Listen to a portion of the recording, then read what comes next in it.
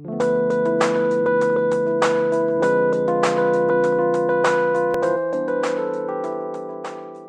est précisément 18h05.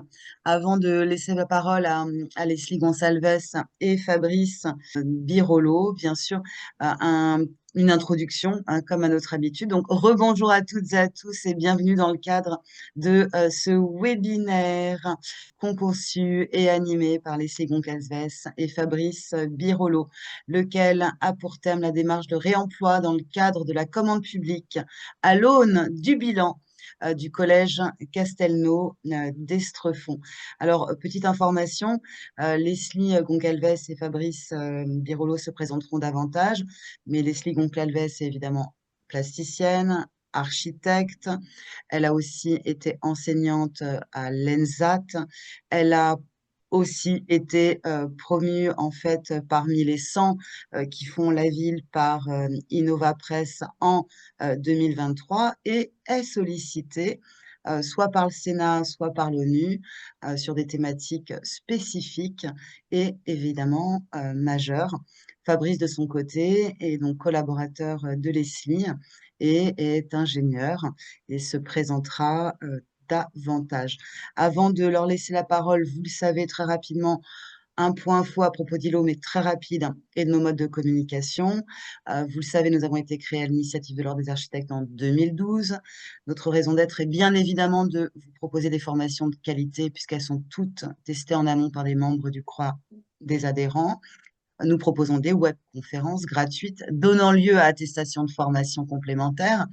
Et nous pouvons aussi intervenir sur site de manière à co-construire à vos côtés des actions de formation. Concernant nos modes de communication, vous l'avez de fait repéré, votre caméra et votre micro sont coupés. En revanche, vous avez donc l'occasion de poser vos questions à Leslie et à Fabrice dans l'onglet QR que vous avez déjà utilisé. J'ai terminé de la présentation d'ILO. Leslie Gonçalves, Fabrice Birolo, la parole est à vous si vous êtes prêts. Parfait, merci Gaëlle, super introduction, merci beaucoup. Alors, on va essayer de vous donner un maximum d'informations, un maximum d'énergie. On voit personne, on est face à notre écran, donc c'est pas évident de se prêter à l'exercice. Aujourd'hui, on est là pour vous faire un bilan, un retour sur un projet qu'on a réalisé ensemble. Ça reste un témoignage avec, voilà, qui est une façon de faire et on verra si on a un peu le temps, on a encore 2 ou 3 autres projets en fait qui permet de voir d'autres horizons possibles. N'hésitez pas à poser des questions. Aujourd'hui, effectivement, je suis avec Fabrice parce que c'est lui qui a suivi plus précisément les démarches. Et donc, c'était intéressant si vous avez des questions assez précises ou croustillantes à poser, de profiter de sa présence. Alors, pour commencer, on voulait vous présenter un petit peu notre agence, ce qu'on faisait, plus particulièrement notre groupe, pour savoir dans quel contexte on se situe, qu'est-ce qu'on fait. Donc, on est un groupe, un écosystème de 3 entités aujourd'hui, regroupées sous le nom de groupe Seuil. Nous existons donc l'agence d'architecture depuis 2005, une agence d'architecture et d'urbanisme. On réalise plus particulièrement des projets, on va dire sobres, voilà, avec une approche, en tout cas un peu holistique et globale, comme beaucoup d'entre nous. Et l'année prochaine, voilà, 2025, on va donc fêter nos 20 ans. En 2019, on a souhaité réaliser une société ou une ingénierie qui est plutôt sous la forme d'un petit bureau d'études, mais qui vient traduire toutes les innovations de cette architecture, à savoir le fait de faire de l'assistance à maîtrise d'usage, travailler sur l'économie circulaire, faire de l'économie de la construction, du suivi de chantier, de l'OPC, et en fait traduire au travers de cette société et de ses compétences l'opportunité de développer des choses qu'on a imaginées, en tout cas pour ce pur à son service, mais aussi au service du groupe et de sa R&D.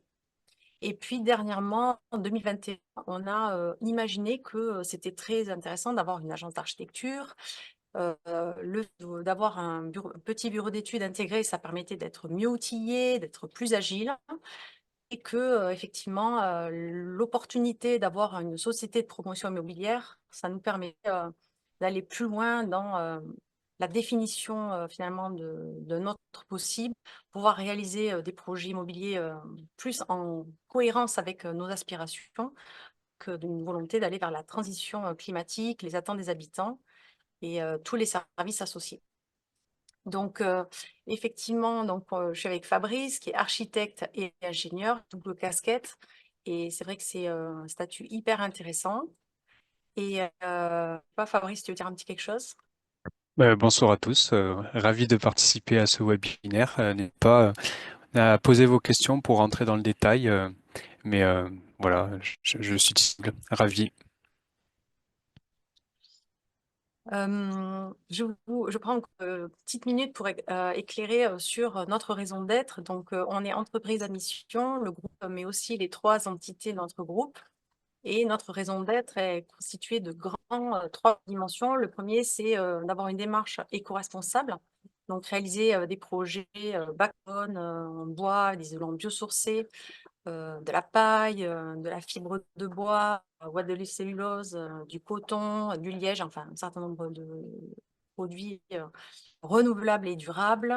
On travaille aussi avec des matériaux géosourcés, cru, la pierre, avec des énergies renouvelables et durables. Mais c'est vrai que ce qui manquait à Arc il y a quelques années, c'était le fait d'avoir plus d'opportunités d'aller vers des projets bas carbone et une démarche plus éco-responsable, on va dire, et le réemploi nous apporte une vraie solution sur un certain nombre d'autres équipements ou matériaux qu'on n'avait pas jusqu'à maintenant. Le deuxième point, pour nous, ça a été notamment au travers de projets d'habitat participatif et après des méthodes qu'on a utilisées aujourd'hui et qu'on utilise dans quasi tous nos projets, des démarches participatives, à savoir faire des ateliers participatifs, prendre en compte les besoins des usagers. En gros, on est dans une démarche de limiter au maximum nos impacts et d'embarquer un maximum de monde avec nous, à nos côtés, en se questionnant toujours sur quels sont leurs besoins et quelles sont leurs attentes. Le dernier point là-dedans, c'était bien de limiter, nos impacts, mais pour nous, c'était aussi d'avoir une démarche qui est positive et ce qu'on a cherché et tenté de faire, c'est de favoriser au maximum le vivant, la biodiversité pour régénérer les milieux et aujourd'hui, tous, nos projets sont, systématiquement engagés avec, à nos côtés, des paysagistes et des écologues avec, la volonté à chaque fois d'avoir une première étude d'impact avant notre intervention et ensuite, de voir les incidences. Voilà un peu pour flanquer le cadre de notre démarche. Pour préciser un petit plus sur la partie bureau d'études économie circulaire d'ingénierie, on va dire qu'on a 7 grandes thématiques qui sont dans nos expertises et dans les domaines d'accompagnement que l'on fait. Pouvoir faire de la formation, notamment auprès d'Envirobat, de la sensibilisation, tout ce qui est diagnostic ressources et diagnostic PEMD. Donc, je pense qu'aujourd'hui, on est un public qui sait ce que c'est. Le fait aussi de réaliser du sourcing, de la prospection de GIO, le fait de faire, des plans, avec, des plans de recollement, toute la rédaction de CCTP et le pilotage de chantier, aussi la déconstruction sélective pour laquelle on fait notamment une mission dédiée et puis, avoir aussi à chaque fois cette idée d'avoir du retour d'expérience pour, évoluer et comme on le fait aujourd'hui, voilà, faire un bilan et se dire qu'est-ce qui a marché, qu'est-ce qui a pas marché, comment on peut améliorer les choses. Ouna Ingénierie, on a, travaillé et proposé énormément d'heures, on va dire de manière bénévole pour, participer activement à la structuration de la filière, de réemploi, à l'échelle Occitanie et un peu moins à niveau, national. Mais enfin, des heures dans lesquelles on a, tenté, de vraiment, de pousser au maximum, dans nos capacités, les choses. On est adhérent de Envirobat, on a participé à Roxy. On a aussi, notre société de promotion immobilière et a aussi et dans la démarche du Life West to Build, on a aussi un projet emblématique qui est le projet du Hall 9 qui est dans le cadre de Life West to Build. Alors là, en tant qu'architecte et maîtrise d'œuvre. via une ingénierie, en passant par Cinéti. Et puis, on est aussi, dans l'association, un membre de Retolosa qui regroupe un certain nombre d'acteurs dans l'idée de mettre en place une plateforme de réemploi sur le territoire toulousain. Voilà, chose qui existe, aujourd'hui par l'Occitanie, qui existe plutôt à Montpellier, mais qui n'existe pas encore à Toulouse et qui d'ici, quelques semaines devrait, se mettre en place. Et voilà, au niveau national, on fait aussi partie du booster du réemploi. Donc, très rapidement, on voulait, repréciser ce qu'on entendait, dans notre définition, en tout cas, le réemploi, parce qu'on est assez généreux dans l'idée, de le définir. Et on a mis en place une pyramide de valorisation qui est, un peu classique, que vous connaissez, mais dans lequel on a peut-être ajouté, en tout cas une petite dominante un peu différente, quant à l'usage, ou pas, du réemploi. Dans la dynamique, qui est la nôtre, on est vraiment dans une idée, d'abord de préserver au maximum, les choses et d'aller dans une idée plutôt de prévention et de réhabiliter, les projets. Ça, c'est, notamment un projet, de notre société de promotion immobilière, la Magnanerie Pertusat, avec, cette volonté, véritablement d'aller, à chaque fois dans la réparation, tant qu'on peut. 1er état, de l'échelle, donc on est, bien sûr, au-delà, du déchet, évité.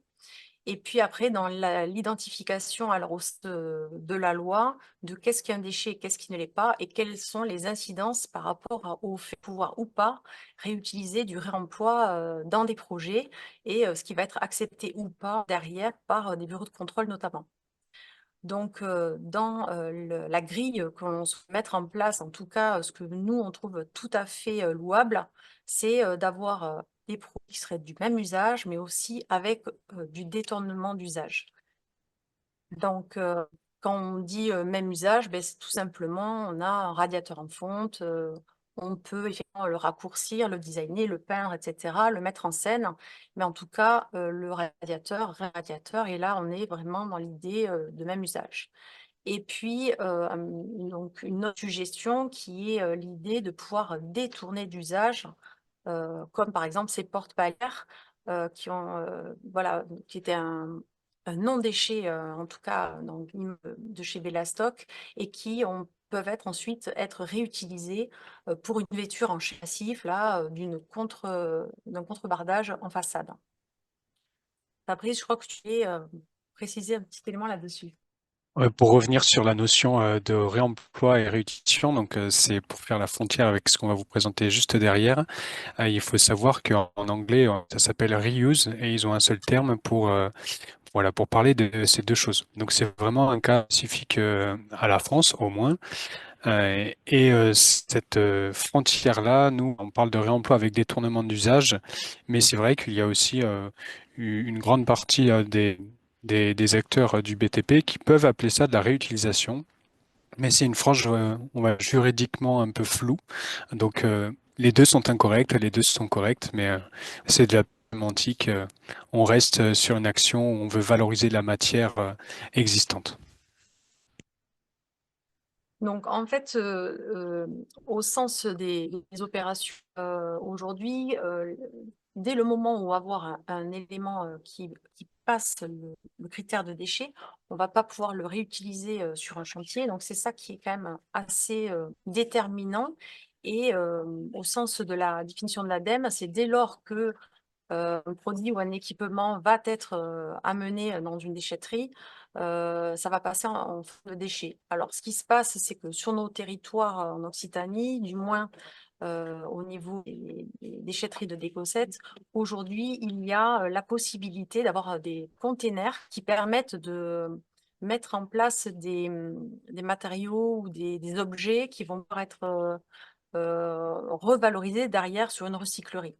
Par exemple aussi, un recyclobate sur notre territoire et dès lors qu'on va réaliser un élément qui serait de ce recyclobate, normalement, ça serait plus compliqué pour le valoriser. Donc il y a quand même cette frontière qui est pas, négligeable Et ce qu'il faudrait imaginer, c'est que quand on va réutiliser un matériau qui va être déconstruit sur un site, idéalement, ça serait pouvoir le valoriser ou en tout cas déjà léguer sur un stock sans qu'il passe sous la forme de déchets. Heu, Là où la définition que Fabrice disait, donc là, c'était, l'idée de réalisation, par exemple, de palettes, heu, vers, justement, ces fameux tabourets, donc du collègue tournesol. Là, effectivement, on est sur une idée de mobilier, donc il y a pas, de questionnement vis-à-vis des parties assurantielles ou de problématiques, qui pourraient se retrouver sur un élément structurel, par exemple. Et après, bon, le recyclage, effectivement, c'est un élément qui est quand même très intéressant, notamment quand on va avoir, des éléments qu'on va devoir déconstruire, qui sont des éléments numériques, qu'on va pouvoir, en fait, venir, compacter, pour pouvoir soit du gravat, soit faire un fond de forme, enfin des éléments qu'on va même pouvoir réutiliser sur son propre chantier et ensuite jusqu'à aller vers la valorisation énergétique, du déchet. Donc là, dans ce cas-là, nous, on a effectivement, le réseau de chaleur urbain, 12 qui est intéressant, parce qu'on a un certain nombre d'opérations, qui bénéficient de ce réseau. Bon voilà, on arrête, sur, la pyramide de valorisation. Tout ce qu'on voulait, vous dire, c'est qu'en tout cas, dans, le réemploi, on va tenir compte à la fois qui a été, hem, de ce qui est du stock dormant, de ce qui est, du, stock déclaré, de ce qui est du démonté in situ ou ex situ et c'est des éléments, sur lesquels on reviendra. Donc on voulait, vous présenter aussi, rapidement le projet de Castelnau-d'Estrettefond. Donc, c'est, un un un projet de bâtiment neuf. Là, donc un collège, qui est, plutôt en zone, on va dire, périurbaine, donc, haut de Toulouse, qui vient en continuité, d'un ensemble, bâti peu structurant avec, notamment, un gymnase, une école, et qui est, on le voit là, enfin, proche, et en tout cas perspective et en belvédère d'une zone artisanale et avec, aussi cette pratique, de venir, construire, du neuf, voilà sur des champs, oui, du territoire et comment, s'intégrer au mieux avec, aussi notre notion des nos 3 dimensions, éco-concevoir, embarquer les utilisateurs et gérer les milieux. Donc pour réaliser ce projet, donc Seuil Architecture était, mandataire, on était avec le bureau d'études Terrel, Technisphère, Idétech. On avait donc l'écologue Ecotone, travaillait sur un acousticien, cuisiniste. Ouna Ingénierie qui a d'abord, démarré le projet en tant qu'OPC. Et puis bien sûr, ensuite, bureau de contrôle, CRS. On a aussi on a une dans une démarche, bâtiment durable d'Occitanie. Donc on a été, aujourd'hui on est labellisé BD Or niveau, argent, pardon, BDO niveau or en phase de conception et en phase de réalisation. Et donc dans les 2 ans qui arrivent, puisque c'est un projet qui a été, livré en septembre, on aura aussi, l'opportunité de voir à terme le retour, des 2 ans et voir ce qui a bien marché ou pas. Donc le projet, très rapidement, s'inscrit dans une bande qui est relativement large, offrant effectivement ici, du gymnase, des parkings ici, de la voirie, plutôt de la maison, à l'arrière et la constitution d'un giratoire qui était, déjà de fait dans le projet que nous avons, dévoyé. J'y reviendrai rapidement. Le projet, nous l'avons organisé en U, avec, une cour, végétalier, une obligation, programmatique, à savoir avoir un parking véhicule léger d'un côté et le parking de bus qu'on ne peut pas mutualiser puisque c'est vraiment demandé au niveau, du programme initial et l'idée de rassembler l'ensemble des enfants, par le nord avec une traversée ici en couvert, pour entrer dans la cour. Quelques maisons de fonction se fait, souvent, dans les collèges qui sont plutôt ici un peu protégés, de la vue, et intégrés un peu sous forme un peu, comme ça, de section ouverte avec, pour éviter, les et les désagréments. Ce qui fait vraiment la particularité de ce collège, c'est d'avoir, préservé en fait, cette zone ici, cette micro-forêt qui n'était pas du tout vue, initialement au niveau du concours puisque le parking de bus devait, tout simplement être ici le long du bâtiment.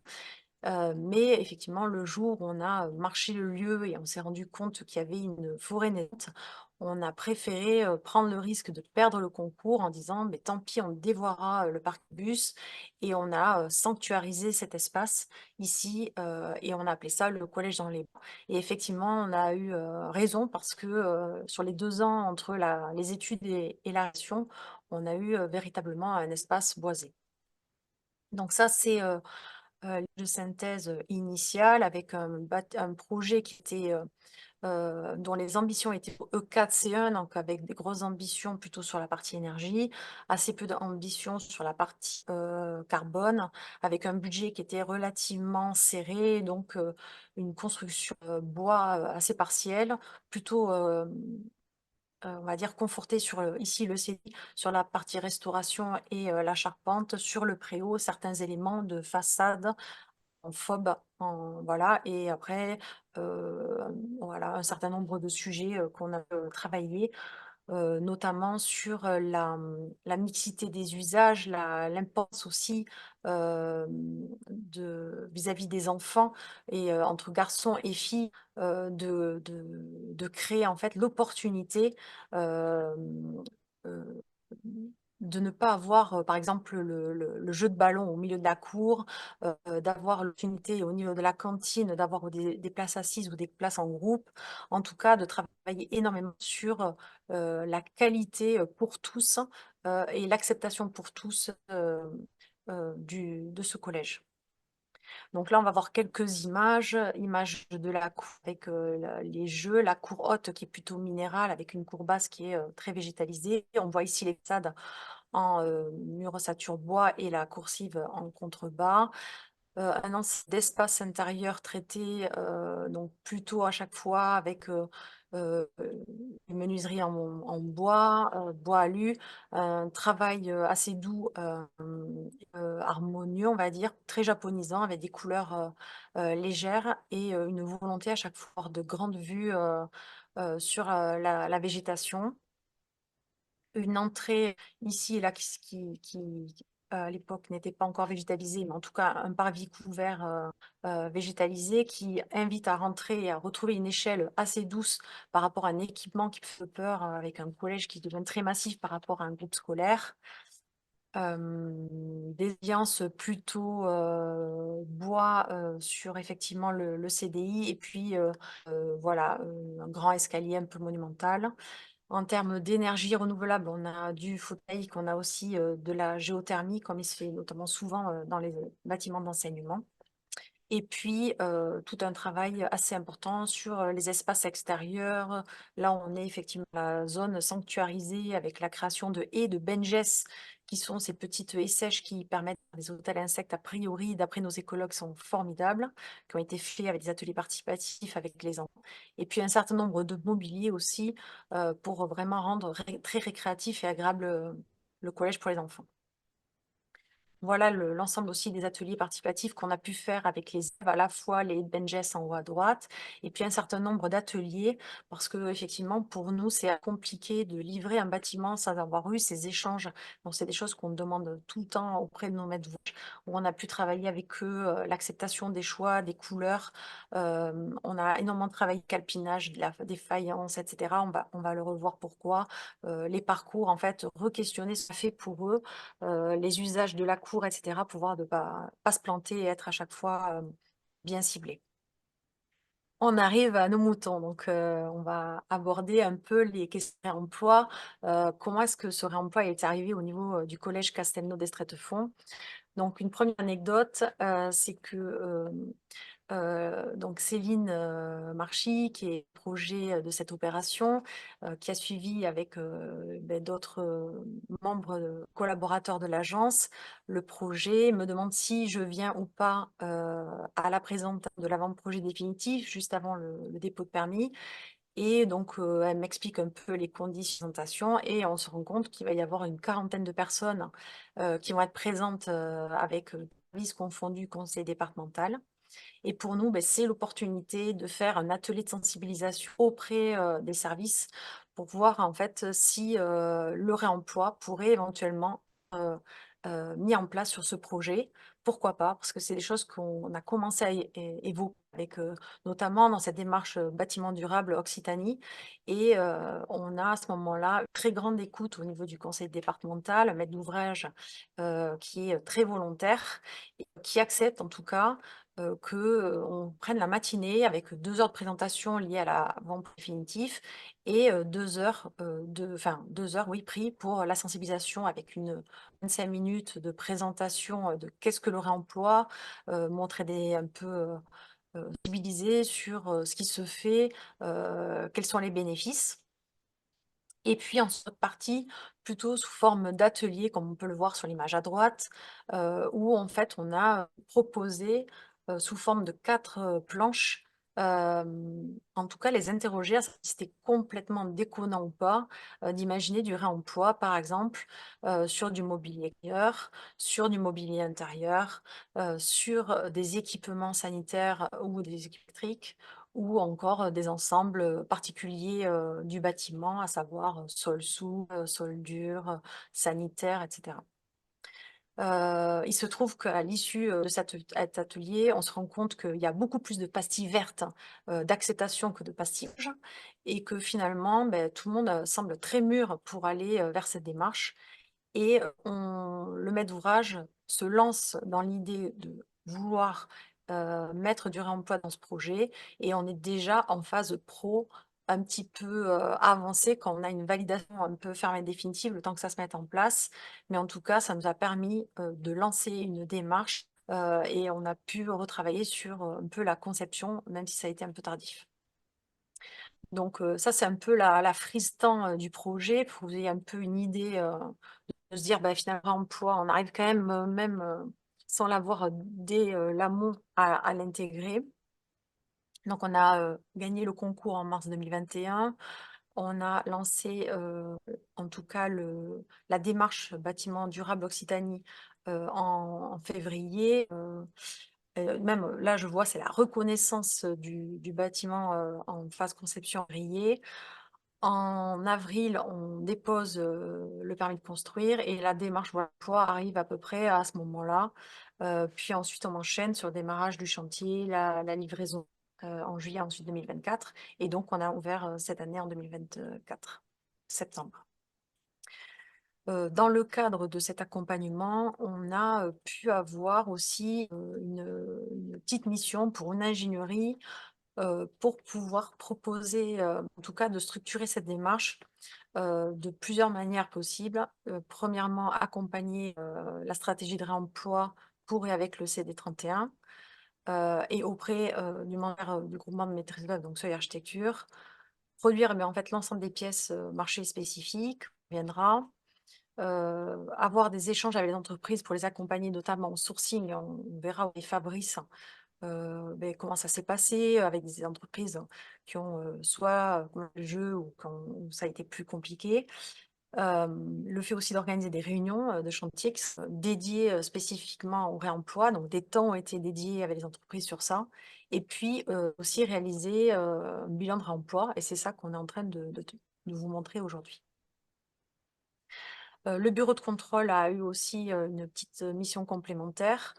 Cette mission complémentaire, c'était pour lui de vérifier les aspects liés à la sécurité des personnes et tout ce qui a été induit avec du réemploi, et puis de contrôler les scénarios de réemploi, en tout cas un certain nombre. En tout cas, ce qu'il faut dire, c'est que la plupart des scénarios qui ont été mis en place, pas de contraintes techniques à haut risque. Donc finalement, ça c'est resté un contrôle relativement simple. Et puis, voilà, l'ensemble aussi des acteurs de la maîtrise d'œuvre qui ont été énormément mobilisés, il faut le dire, pour répondre à cette démarche. Toujours pas de questions? Ok, on continue, n'hésitez pas si jamais il y a des choses qui sont pas claires. Donc là, on arrive un peu dans l'encadrement de la démarche, avec des choses qu'on imagine et puis des choses finalement qui ne se font pas. Donc, tellement, on avait imaginé un marché mixte avec 2 divans. Une partie forfaitaire du marché qui aurait été encadrée, qui aurait encadré en fait les prestations concernées par le remploi, donc tout simplement pour de la pose du neuf, fourniture et pose en neuf. Puis une partie de marché en unitaire qui aurait permis de déclencher en fait des prestations de pose issues de matériaux neufs ou de réemploi en fonction des opportunités. Alors, je ne sais pas si vous entendez, ça pleure derrière. Vous direz si ça continue. En fait, ce qui se passe, c'est qu'on a monté cette double partie et ce marché mixte au niveau au moment du lancement de l'appel. Mais en fait, tout simplement, le conseil départemental sont revenus vers on était en plein été pour nous dire, attendez, en fait, on ne peut pas du tout faire ça parce que notre logiciel de gestion, en fait, est complètement incompatible. Et du coup, on a été obligé de repasser en marché forfaitaire ordinaire. Et donc, du coup, on a réécrit en fonction. Donc, il y a mon fils qui vient d'arriver qui hurle. Je vous laisse 2 secondes avec Fabrice et je reviens. On n'entendait pas Je- grand-chose. Bah, Fabrice, il y a des questions Oui, mais peut-être aussi. Voilà. c'est pour le calmer. Du coup, pour détailler un petit peu question du marché mixte, il faut savoir qu'on a vraiment eu un travail en partenariat avec le conseil départemental et ses services juridiques. Donc, on a eu la chance de pouvoir faire plusieurs réunions avec eux et de profiter aussi qui ont été publiés à peu près dans le même temps du projet FCRBE. Donc, je vous invite à aller consulter. C'est des ressources qui sont disponibles directement sur Internet et qui détaillent, on va dire, des points de vigilance, des méthodologies qui peuvent être mises en œuvre sur des projets pour une démarche de réemploi. Donc ça s'est passé voilà, en plusieurs temps où on a d'abord réfléchi au niveau des allotements. Il y a plusieurs stratégies qui peuvent être faites. Est-ce que c'est un seul lot qui doit la fourniture de réemploi pour des entreprises de pause? Est-ce que c'est la fourniture de réemploi qui est diffuse dans les marchés de construction, on va dire, ordinaires des entreprises, donc avec un pourcentage, une quantité à atteindre? Est-ce que voilà, c'est plutôt un mixte des contraintes aussi parfois de juridiques sur des seuils à ne pas dépasser, des spécificités de consultation en direct, avec mise en concurrence ou pas. Donc il a fallu croiser toutes ces contraintes-là. Ce qui est important donc de dire aussi, c'est que la stratégie initiale pour avoir le plus d'agilité en phase de chantier, puisqu'on n'avait pas de gisement pré-identifié en amont de la rédaction des dossiers de consultation des entreprises, on s'est dit, il nous faut être agile en phase de chantier. Donc, il faut avoir des prescriptions ouvertes avec une capacité d'adaptation de la maîtrise d'œuvre et de la maîtrise d'ouvrage en phase chantier. Et pour cela, première stratégie qui a été adoptée d'un point de vue juridique, c'était avoir un marché forfaitaire, on va dire, ordinaire pour traiter tout ce qui concerne les travaux non impliqués, concernés par le réemploi, et une stratégie à l'unité, donc un marché de bons de commande, pour chercher, par exemple, tant d'unités de cuvettes de réemploi, tant d'unités de cuvettes neuves, à défaut d'approuver des cuvettes de réemploi, avec une distinction, et on le précisera par la suite, entre des équipements sanitaires, la fourniture des équipements sanitaires et la pose de ces mêmes équipements sanitaires. Et ceci sur une grande quantité de... Je change de diapo et je continue.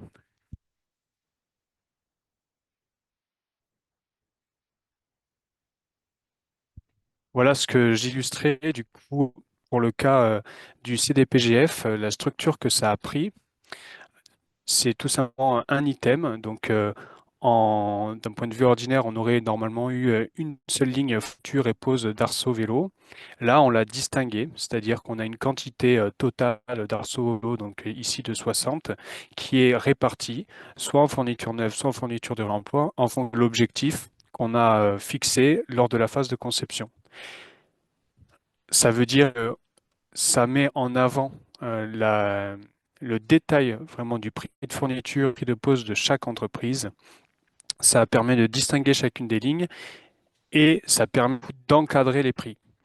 notamment pour anticiper les situations où le conseil départemental aurait potentiellement, en phase travaux, une opportunité de gisement en interne dont il a déjà la propriété et dont il ne souhaite que la pose. Le fait d'avoir distingué dans les pièces contractuelles ces lignes-là permettrait soit de faire une fiche de travaux modificative, soit de faire un bon de commande unitaire en fonction du type de marché pour pouvoir déclencher la prestation en plus ou en moins. J'espère que c'est clair, mais en tout cas, avec les questions, on reviendra là-dessus. Il faut savoir que les entreprises, leur retour d'expérience, elles n'ont bien sûr pas l'expérience de faire des choses de réemploi. Et ce qui va être constaté à quasiment pour tous les lots et à quasiment pour tous les éléments, c'est que le prix de la fourniture neuve, de la pose neuve, était équivalente au prix de la fourniture de réemploi et de la pose d'emploi. Donc, de fait, initialement, directement sur les pièces de marché contractuelles, il n'y avait pas de distinction forte de prix entre des scénarios de réemploi ou des scénarios neufs.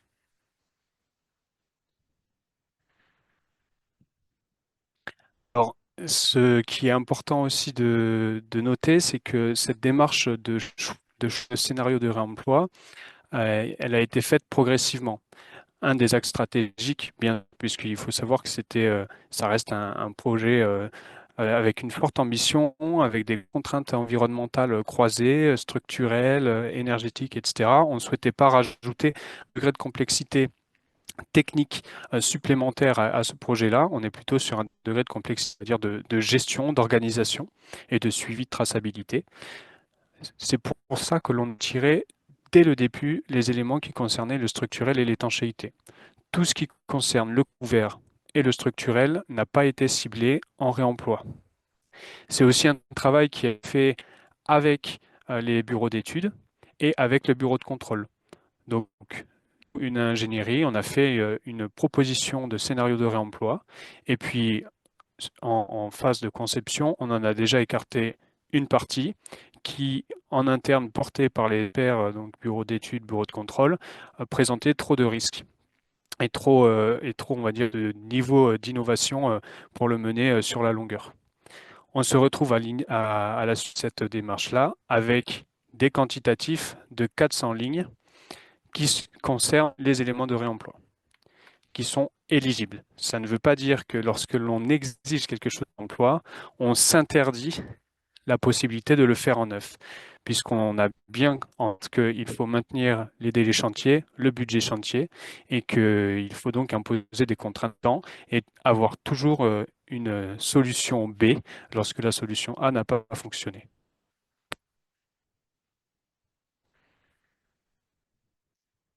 Pour inciter les entreprises à vraiment être attentifs à cet enjeu d'origine, de traçabilité de matériaux produits de seconde main, de réemploi, on a de suite misé sur un jeu de pénalités de primes.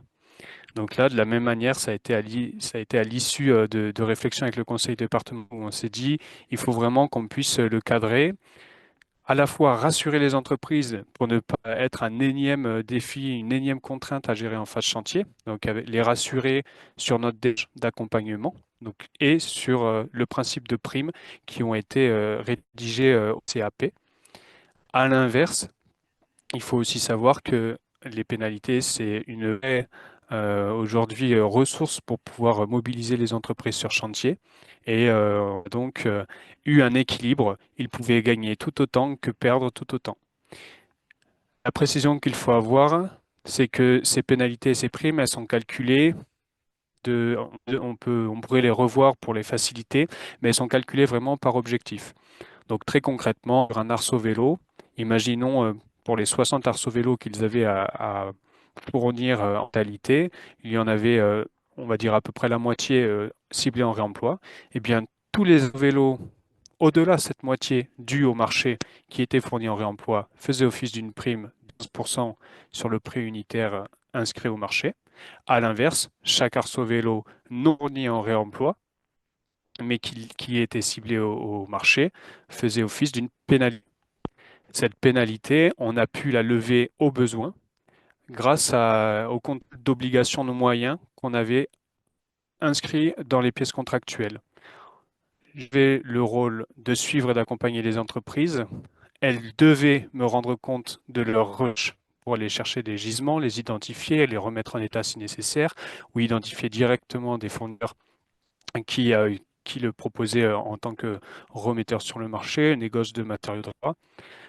Je contrôle aussi les origines de fin de stock, les preuves d'achat, les preuves de revue, etc. Donc un vrai équilibre entre un rôle de contrôle, un rôle d'accompagnement. Et ces entreprises, on a eu vraiment les deux discours, c'est-à-dire que certaines étaient directement motivées par le jeu des primes, et dès qu'elles ont pu identifier un fournisseur de matériaux de réemploi, elles ont de suite pu dépasser les objectifs, et donc gagner justement cette carotte.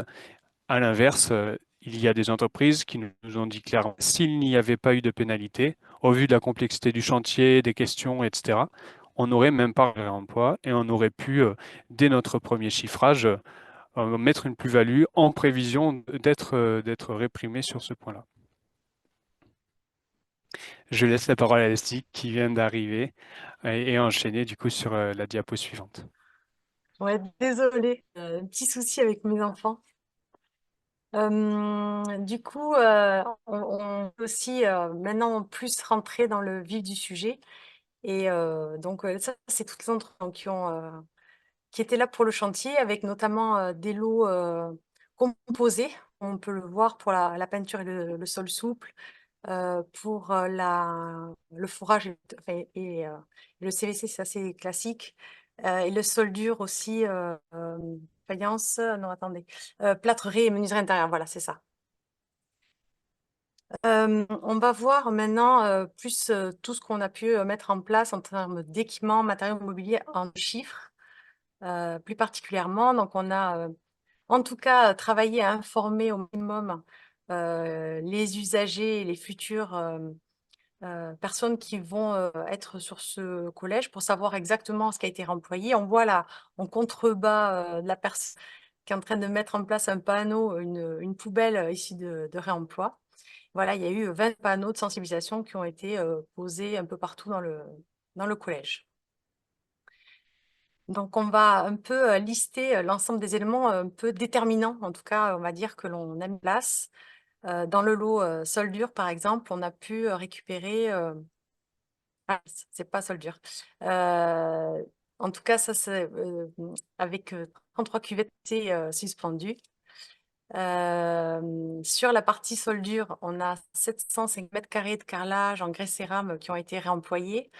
Donc là, on a été notamment les collaborateurs de l'agence ont été chez la Garrigue voir l'ensemble du stock dormant. Donc, ce qu'on vous disait, c'est que dans la partie, en tout cas, de réemploi, nous, on tient compte aussi de ces stocks dormants. C'est quelque chose qui va être aussi déterminant dans le bilan financier à l'arrivée.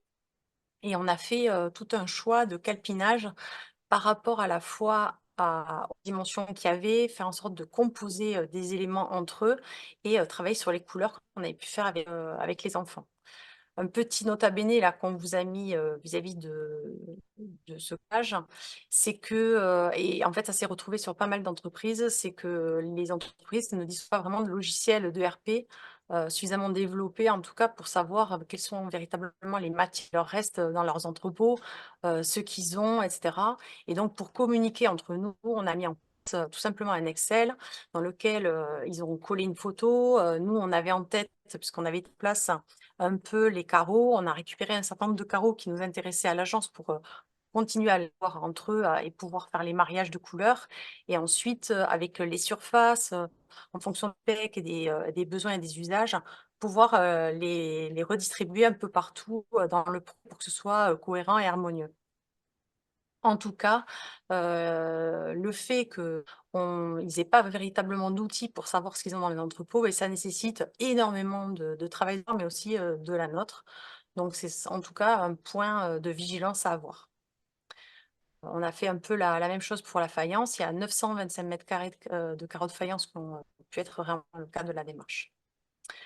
Alors, on n'est pas trop des adeptes de la moquette pour tout vous dire, mais on a voilà, une salle dans lequel on a pu réemployer une moquette qui est vraiment pas terrible en termes de design, mais en gros, on avait droit soit à ça, soit à une bariolée marron. Bon, je trouvais en tout cas pas mal. On est parti sur quelque chose de relativement sobre et c'est 100 mètres carrés de moquette en tout cas qui ont été sauvés, sachant que justement dans le nombre de flux aujourd'hui qui va être traité dans le cadre des chantiers propres. Aujourd'hui, c'est un flux flux textile et moquette, qui va apparaître dès janvier 2025. Donc, quand on veut vraiment pousser aujourd'hui l'organisation des bennes ou en tout cas des big bags dédiés à la déconstruction, c'est quelque chose qu'il va falloir intégrer. On a eu la chance aussi de récupérer avec le sol souple, 65 mètres carrés de parquet, donc là qui a vraiment été déconstruit, reposé sur site. C'est un très beau matériau qu'on a plutôt mis en place dans le CDI. On a malgré tout eu un petit sujet sur un désaffleur de 1 centimètre par rapport à la réservation. Dans l'ensemble, tout s'est bien passé. On verra comment il va vivre dans le temps. En tout cas, c'est les petits quais sur champ là, donc quand même hyper résistants et qui donnent un aspect voilà, hyper intéressant, chaleureux. Et puis, on retrouve vraiment un matériau massif de qualité qui pourra être reponcé et travaillé dans le temps. Au niveau du lot paysage, donc lui, ils se sont adossés aussi à des fournisseurs et vraiment dans une idée de matériaux via le fournisseur qui est aussi un concepteur sur Toulouse, qui sont architectes. C'est 314 où ils ont pu réaliser des tables de ping-pong réemployées en travaillant avec des ouvrages détournés pour le coup. Le Verdé a aussi joué le jeu où on a pu mettre en place des pavés réemployés, 40 mètres carrés. Donc là, sous le préau couvert. Et puis on a fait aussi une bande un peu signalétique au niveau de l'entrée et puis un certain nombre de petits espaces dans la cour dans lequel on est venu poser des bains de soleil, des mobiliers, des choses comme ça. Et on a renforcé cet effet un peu réemploi en travaillant, vous voyez, un peu sous forme un peu de tapis et toujours dans notre idée de venir calpiner les espaces.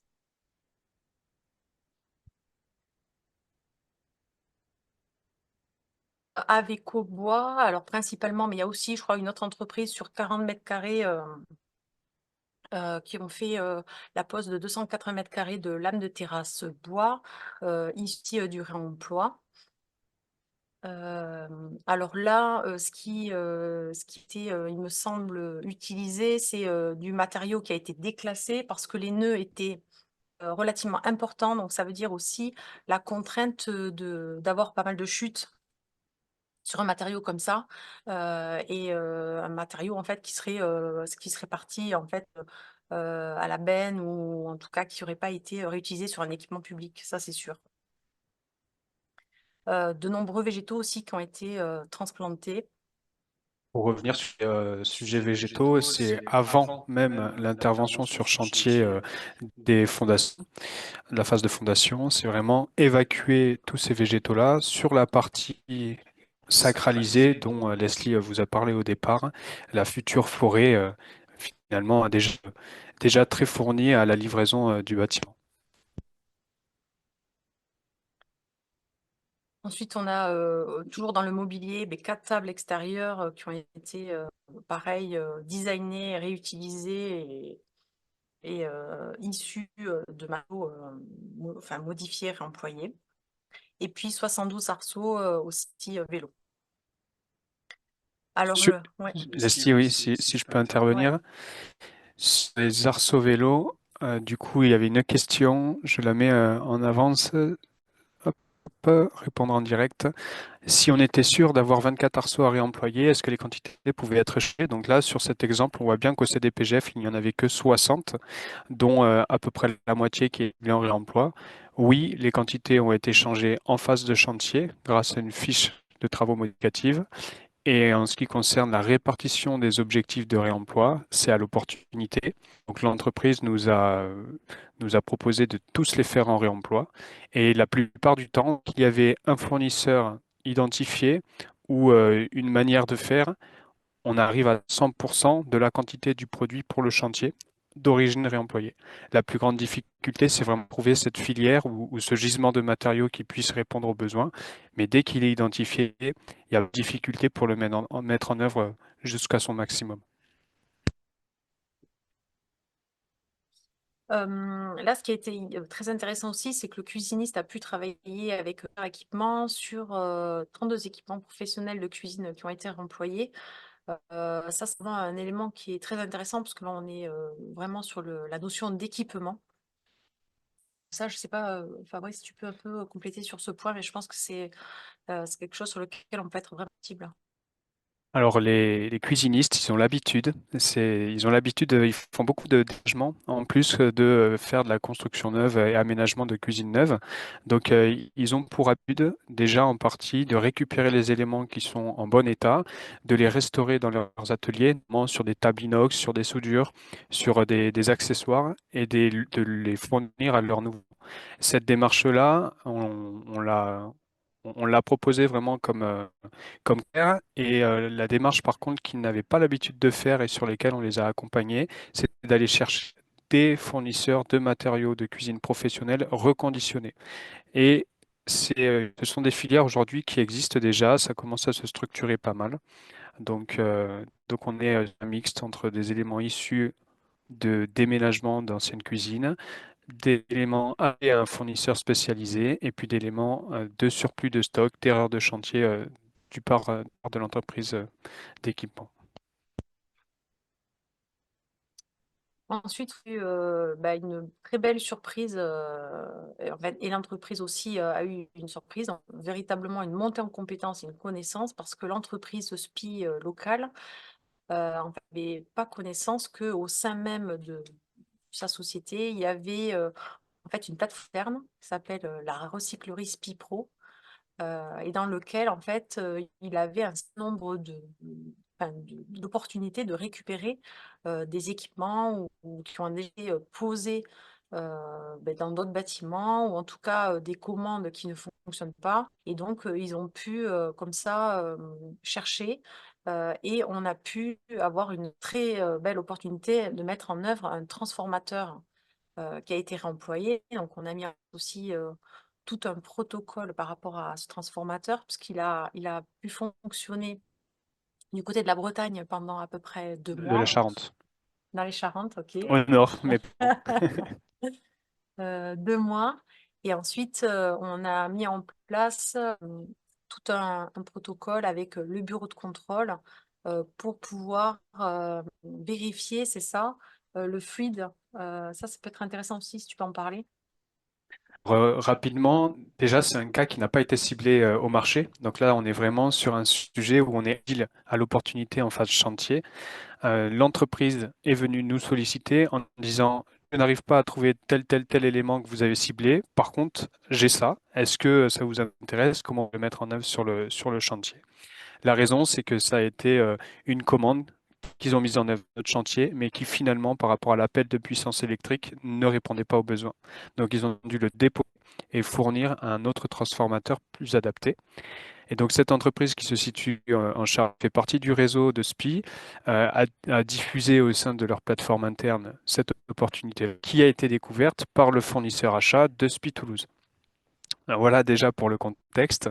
Et au niveau du test, donc là, on est vraiment sur un sujet euh, technique assez avancé, puisque bien que ce soit un élément qui soit dissociable, il est complètement lié à la sécurité de personne et au bon usage, au bon fonctionnement du bâtiment. Donc il y avait vraiment un enjeu de gain décennal sur ce produit-là. Donc on a fait le tour des réflexions. Donc de mail entre la maîtrise d'ouvrage, ses services de maintenance, nous-mêmes, le bureau d'études et électrique. On a réfléchi ensemble quelles exigences pouvaient être demandées. On a rédigé cette demande-là auprès de l'entreprise SPI qui y a répondu. Le bureau de contrôle a validé ce process. Le process, très rapidement, c'est un transformateur qui fonctionne des huiles. Ces huiles-là, c'est comme notre sang. Elles peuvent être altérées en fonction de la fusion et de l'état interne du transformateur. Et il existe plusieurs laboratoires en France qui font des tests. Grâce à des prélèvements de ces huiles, ils font des tests et puis ils sont capables de qualifier le bon état, le bon fonctionnement du transformateur. Donc on a eu un test, un premier essai qui a été fait lors de la validation de cette fourniture de transformateur de réemploi. Et d'ici quelques mois, en janvier, on va faire un essai nouveau de fonctionnement après mise sous tension et mise en fonctionnement pendant plusieurs mois. Voilà, donc 2 temps d'étape et on va attendre ce dernier retour en début d'année prochaine.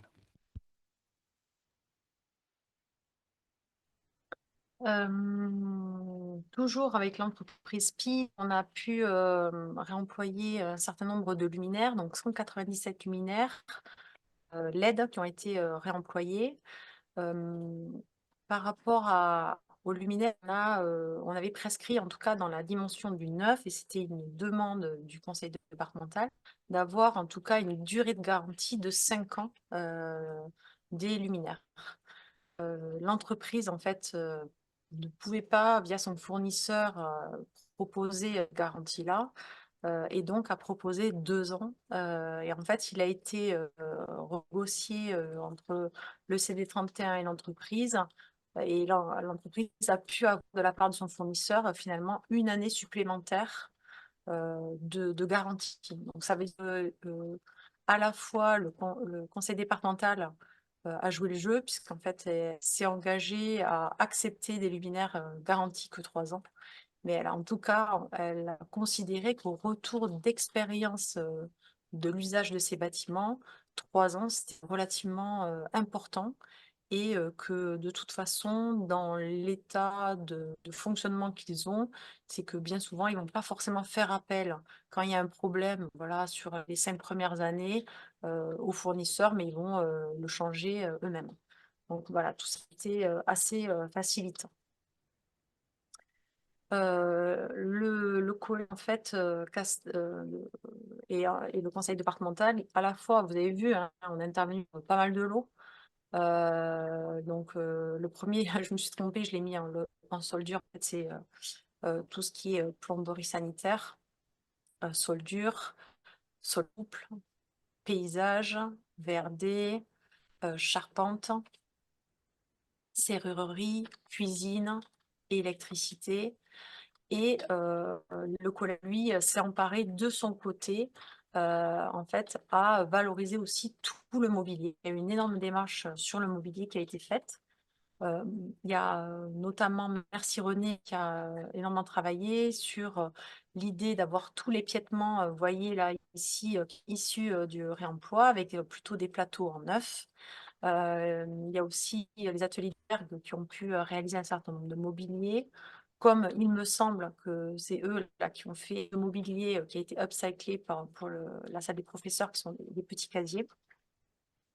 Il y a aussi Envoi, qui est une entreprise d'insertion et de handicap qui a travaillé sur plutôt les ordinateurs, les équipements, les choses comme ça. Alors là, on vous a mis que les entreprises de l'ESS parce que c'est quelque chose qu'on maîtrise un peu moins, ce qui a été fait sur la part du mobilier.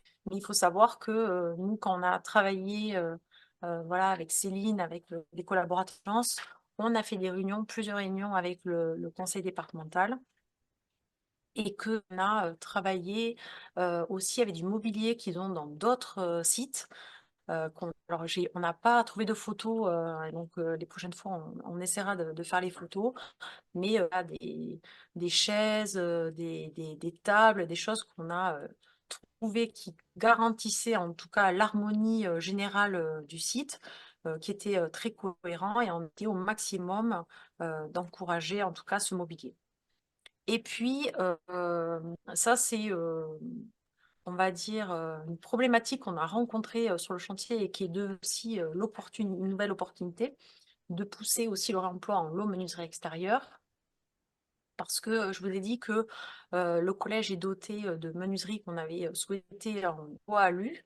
Et il se trouve qu'on avait prescrit en fait 3 châssis que vous voyez ici, qui sont posés ici à la verticale, mais qui étaient prévus en horizontal dans l'usine, vraiment en partie haute, en imposte vitré pour éclairer les cuisines. Et il se trouve que enfin, ils ne l'ont pas vu quand on a fait le premier E. Ils n'ont pas vu qu'en fait, on avait maintenu les fenêtres bois dans les cuisines. Et en fait, il se trouve que là où c'était posé, ils font du nettoyage haute pression, toute hauteur, sur toute la hauteur et même en partie haute du mur. Et donc, ils nous ont demandé en fait de changer les menuiseries en tout alu. Donc, on était bien embarrassés en fait de faire un projet qui se voulait cohérent en réemployant nous-mêmes, en réalisant finalement des déchets. Et donc, on a eu cette opportunité de pouvoir reposer en fait ces 3 châssis le long de l'espace centralisé pour que les élèves, au-delà de cette maille claustra ici, hein, qui était demandée au marché, à la fois de protéger l'enceinte du bâtiment, le fait d'avoir de co-visibilité entre intérieur et extérieur, même si ici on est la limite finalement du collège est repoussée, mais en tout cas pour nous l'opportunité de montrer ces arbres et ces espaces renaturés, que ce soit pas que de l'usage quand quand on fait le bâtiment et d'y aller, mais aussi que la cour profite de cette lumière et de ces vues. Et donc on a tout simplement réutilisé ces 3 châssis en menuiserie extérieure ici, enfin en châssis dedans dehors on va dire, même s'ils sont protégés et couverts. Donc voilà, c'était un petit réemploi issu d'une erreur. Alors peut-être avant qu'on parte un peu sur les quelques derniers éléments du bilan, peut-être qu'on pourrait répondre à quelques questions. Tout à fait, ouais. C'est parfait. J'en vois quelques-unes déjà pour, on va dire, essayer de clôturer ce sujet là sur le transformateur. J'en ai vu plusieurs qui sont en lien. Donc, Frédéric Chani, vous nous demandez pour le transfo, que se passe-t-il, pardon, au niveau du marché si le nouveau contrôle s'avère négatif, assurance, remboursement à l'entreprise pour ses travaux, paiement d'été pour un nouveau transfo. Il faut savoir que c'est l'entreprise, quelle que soit l'origine du matériau de réemploi, fourni par la maîtrise d'ouvrage, fourni par un fournisseur, un négoce de matériaux de réemploi, fourni par une opportunité interne telle que le nouveau transformateur, c'est bien l'entreprise qui doit la garantie.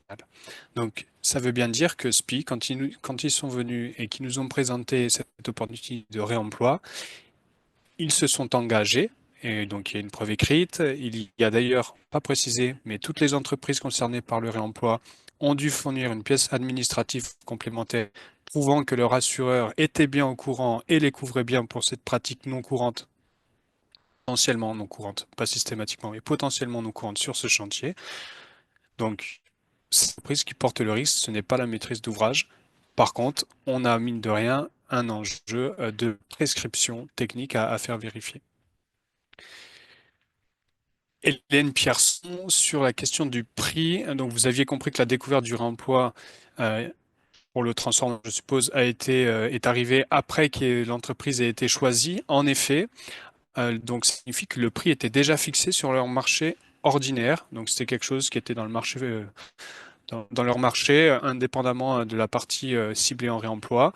L'entreprise n'a pas eu à changer son prix. C'est bien qu'elle s'y est retrouvée, elle était capable de porter ce projet-là dans leur enveloppe initiale. Par contre, au niveau de la traçabilité, nous, on a pu le valoriser. Hop, je traite les questions. Toujours Éliane Pierson, alors je découvre concernant ce transfo, je ne comprends pas à quel moment il a été vu puisque les remplois n'avaient pas été prévus ni identifiés. Voilà, donc je viens d'y répondre. Le prix a été vu initialement, puisque il n'a été finalement qu'une question de traçabilité et il n'y a pas eu de prix modificatif, plus ou en moins pour l'entreprise ou la maîtrise d'ouvrage. Daniel Rose, cela veut dire que le prix neuf égale prix réemploi. On va rentrer dans le détail juste après. Globalement, c'est ça.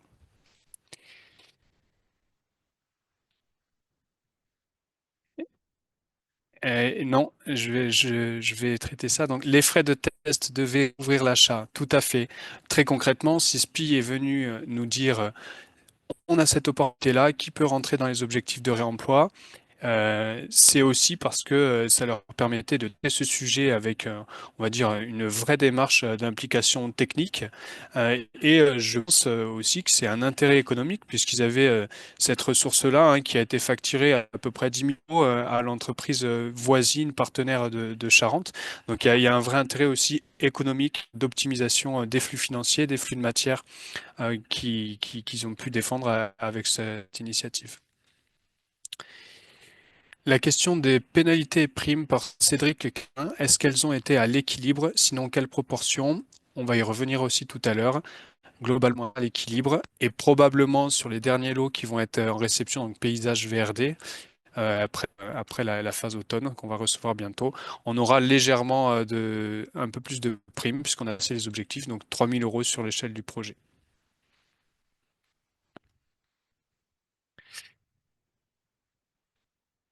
Alors, Frédéric Chani qui nous demande avez-vous pu contrôler les mises en œuvre par rapport aux attestations techniques des fabricants d'objets réemployés? Il y a plusieurs cas d'études et plusieurs provenances. On pourra aussi rentrer dans le détail tout à l'heure. J'ai demandé un justificatif pour chaque élément réemployé proposé sur le chantier. Donc ça veut dire soit des factures avec date, bien sûr, d'autres chantiers et raison de leur but ou raison du surplus de commande. Et j'étais vigilant à la date, c'est-à-dire que si c'est une date qui était vraiment proche de la date de pause, je refusais. Si c'était une date qui était éloignée, j'avais davantage confiance. On est toujours bien sûr tributaire du sérieux des entreprises. On a un rôle de contrôle, d'assistant à maîtrise d'ouvrage, d'assistant à maîtrise d'œuvre, mais mine de rien, quand on vient chercher de la traçabilité là, c'est aussi à l'entreprise de se positionner. Donc il y a eu quelques cas où j'ai dû demander une attestation sur l'honneur, donc ça vaut ce que ça, mais on est limité. À l'échelle nationale, il y a des projets, ça va venir hein, qui se développent, notamment pour peut-être pousser un label de réemploi. Ce sujet de la traçabilité sera mis en avant. On a aussi un sujet de passeport du matériau, passeport de traçabilité qui est en train de se mettre en œuvre et qui devrait arriver d'ici plusieurs mois ou plusieurs années où chaque produit serait tracé et donc on pourrait vraiment contrôler son origine. Un point un peu plus administratif et financier, Julien, la nécessaire agilité demandée à la maîtrise d'œuvre dans le cadre du réemploi doit être valorisée, on est bien d'accord. Combien est comme niveau d'honoraire pour cette mission supplémentaire? Alors, on ne va pas vous transmettre le montant qu'on a demandé. Par contre, j'ai vu aussi une question qui est apparue auparavant. On a bien eu une mission complémentaire qui prend l'ensemble des points qui ont été décrits par Leslie. Donc, à la fois une recherche, un appui à la recherche du sourcing, une mission de contrôle, une mission d'accompagnement des entreprises, l'aide à la réalisation des pièces écrites et la réalisation du bilan de l'opération, le bilan qu'on est en train de vous présenter. Le point de vigilance qu'il faut avoir, c'est que cette mission complémentaire, elle est absolument nécessaire pour qu'il y ait un acteur référent qui coordonne le tout. Et on défend aussi l'idée qu'il faut un degré de complexité où une partie des honoraires de cette mission complémentaire qui soit redistribuée à l'ensemble des acteurs de maîtrise d'œuvre pour qu'ils puissent eux-mêmes avoir un temps justement de visa supplémentaire en phase chantier rémunéré pour pouvoir voilà, mener bien toute cette mission-là. Souvent, on peut avoir du coup plusieurs propositions de visa puisqu'on a une proposition d'un matériau neuf qu'on va valider en amont d'avoir trouvé une opportunité de réemploi. Donc c'est vrai que ça génère un travail, mine de rien, supplémentaire en suivi technique et de réalisation. En tout cas, oui, c'est quelque chose qu'il faut faire attention parce que exposer les heures un petit peu. Et donc, il faut quand même, si vous pensez là-dedans, bien l'anticiper. Donc nous, c'est vrai qu'on voulait que ce soit en réussite. On avait proposé énormément de possibilités parce que c'est ce qu'on croit, hein, c'est qu'il vaut mieux proposer beaucoup, beaucoup de choses pour être à peu près serein que se fasse, pour qu'il y ait plusieurs thématiques, plusieurs lots, parce qu'il y a des entreprises qui vont vraiment s'en emparer et d'autres qui vont freiner les cas de fer. Et donc, il est absolument essentiel quand même de prévoir un temps relativement, en tout cas plus important que nous, ce qu'on a fait, même si on est très content de cette démarche, mais il faut qu'on arrive à valoriser nos horaires. En complément, donc Frédéric Chany, avez-vous exigé un pourcentage minimum de différence de fourniture entre le matériau réemployé et le matériau neuf? Alors non, pas du tout. On n'a rien à exiger, on ne peut pas exiger en termes de différence de prix, hein. On est vraiment sur une mise en concurrence lors de cette consultation d'entreprise. Par contre, au niveau des critères techniques et financiers, c'est valorisé. C'est-à-dire que le critère technique pour les entreprises qui étaient ciblées en réemploi, ciblées avec des matériaux, des travaux issus de matériaux de réemploi, avait une partie du point. Globalement, ça a oscillé entre 2 et 5 sur 50 ou 60 en fonction des lots. Donc entre 8 et 10% de la note technique.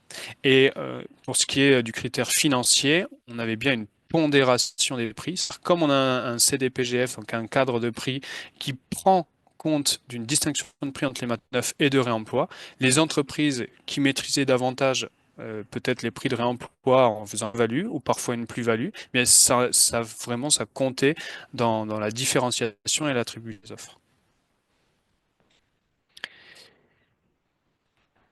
Maïs Inostroza, j'espère ne pas écorcher votre nom. Comment avez-vous intégré dans l'enveloppe les primes de plus 15 liées au réemploi? Là, c'est maîtrisé par la maîtrise d'ouvrage. Ce montant, il a été fixé ensemble.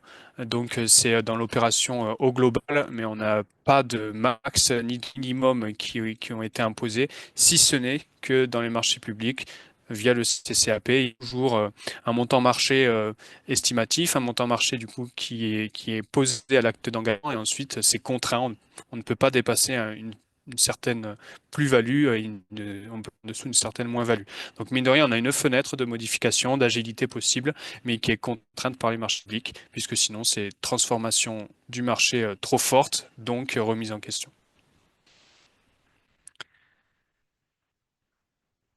Ta, ta, ta, ta. Je pense qu'on a... Alors, il y a encore beaucoup de questions qui arrivent aussi au fur et à mesure, notamment sur le stockage, etc. Je vous propose qu'on continue et puis on va refaire un tour. Je vais prendre connaissance, je vais traiter celles auxquelles on a déjà répondu. Donc on arrive un peu, on va dire, on est à la phase bilan, même si ce qu'on a vu avant, c'était des chiffres, mais c'était aussi un peu une forme de bilan de ce qu'on a pu faire.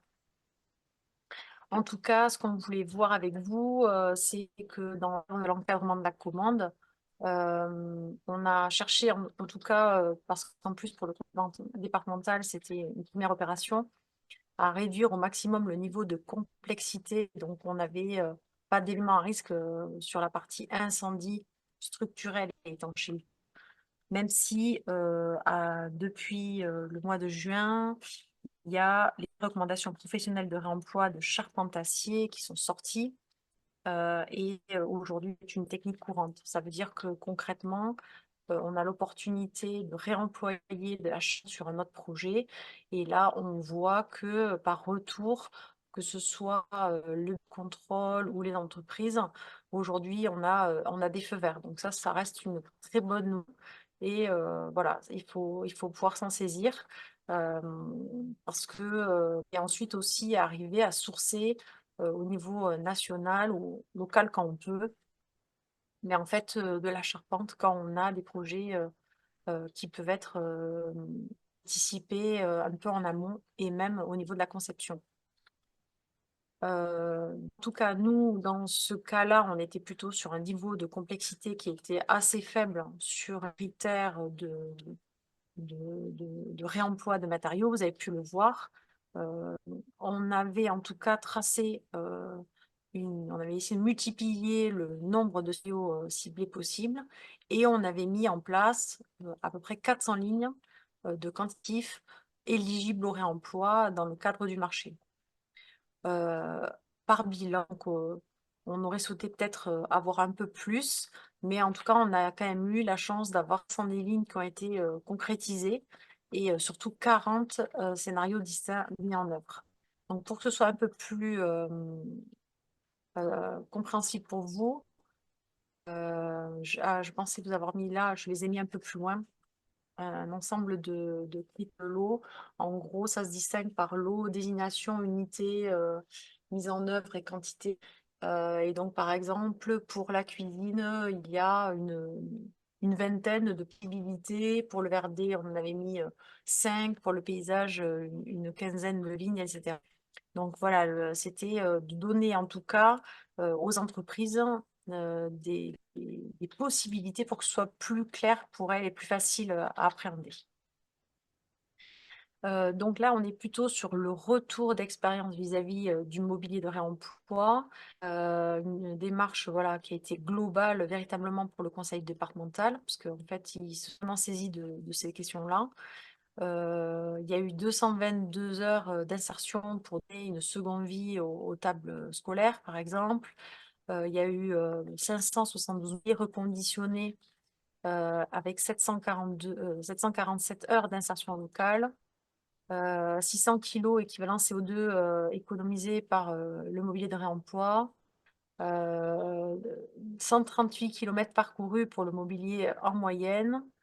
Qu'est-ce qui nous ont aussi, ce qui a été aussi tracé, c'est ça correspond à 18 tonnes d'air revalorisé d'ameublement et 70% d'impact en moins sur l'environnement pour le mobilier de réemploi. Donc voilà, ça a été vraiment autant ils se sont appuyés sur la maîtrise pour valoriser l'ensemble des lots en structure, autant qu'ils se sont vraiment emparés de la question du mobilier.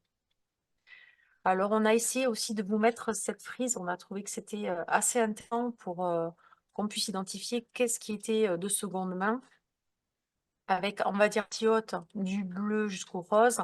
Le bleu étant quelque chose, on va dire, dans le cadre le plus, on va dire, facile à employer jusqu'au plus délicat par rapport à aujourd'hui aux pratiques qui se font, aux plateformes inexistantes et à la constitution de la filière existante. Donc, ce qu'on peut voir en tout cas, c'est que le surplus de stock, donc surplus de en neuf ou stock dormant, notamment pour le carrelage par exemple, la faïence, etc., a été vraiment quelque chose, une très grande opportunité sur le projet. Ça représente 42% quand même de ce qui a été fait en seconde main. Deuxième élément, c'est des retours de chantier en neuf. Donc, en tout cas, dans ces 4%, ce qui apparaît, c'est pas retour de chantier, par exemple, à l'échelle nationale avec des plateformes de réemploi, et plus des retours de chantier que les entreprises elles-mêmes avaient en fait vis-à-vis d'autres chantiers. Et donc ça, c'est aussi très intéressant pour elles. Ça permet de revaloriser des choses qui reviennent à l'atelier et en tout cas de se mettre au réemploi assez facilement avec notamment tout simplement une caractérisation beaucoup plus facile des fiches qui existent, enfin, en tout cas une complexité qui est moindre. Ensuite, on était 10% en neuf déclassé. Donc, ce qui est déclassé, on a aussi fait, nous, un projet, peut-être qu'on aura le temps de le regarder, de matériaux qui sont déclassés. Donc, ça peut apparaître, par exemple, sur des matériaux qui, par exemple, n'ont pas les caractéristiques esthétiques, mais en tout cas des caractéristiques techniques qui sont viables au niveau notamment des fournisseurs, que les fournisseurs ne peuvent pas vendre en l'état et en tout cas qui sont en phase déclassée. Et donc, c'est ça qu'on a pu valoriser à 10%.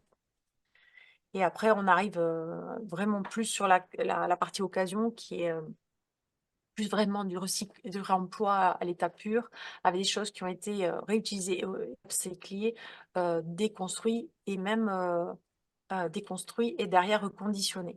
Donc, pour que ce soit plus clair, on vous a fait un petit tableau, là, double tableau, on va pas tout regarder, mais en gros, c'est nos lignes, en fait, issues, in fine de ce qu'on a pu réemployer sur le projet, avec par exemple les attelages bois qui sont effectivement issus de déclassés, les stocks dormants ici, tout ce qui est carrelage, plainte, revêtement de carreaux, parquet, baignoire, etc.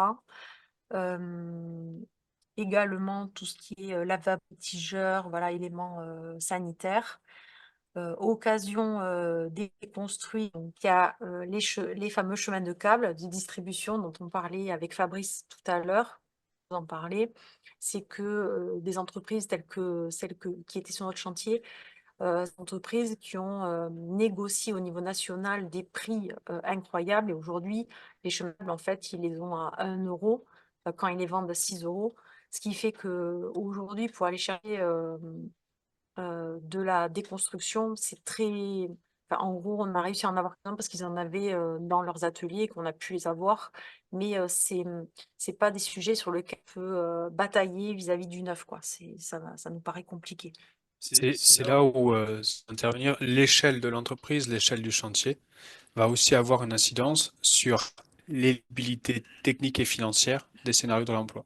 Et là, on rentre vraiment dans la subtilité. Et puis après, donc le fameux, par exemple, transformateur, lui, est une occasion en mode déconstruction, que les luminaires, eux, sont d'occasion et reconditionnés, puisque du coup, ils sont upgradés vis-à-vis de cette garantie qui a été poussée et mise en place par le fournisseur. Et voilà, on a encore un certain nombre de sujets possibles. Donc, vous voyez que la cuisine, on a eu énormément d'éléments et chariot, essoreuse, lave-batterie, des lave-mains, désinfection, table centrale, des tables de travail et tables de chef. Donc, on est vraiment en occasion des constructions. On a aussi aux arceaux de protection parking bus, panneaux de signalisation, pavage, des bancs, des chaises, des corbeilles. Ils sont un ensemble de mobilier qui ont été effectivement upcyclés, donc avec cette idée de détournement de la matière pour faire notamment les ping-pong, etc. On a essayé aussi de vous le traduire en termes de coûts en équivalent neuf, puisque ça fait partie des questions aussi que vous pouvez avoir.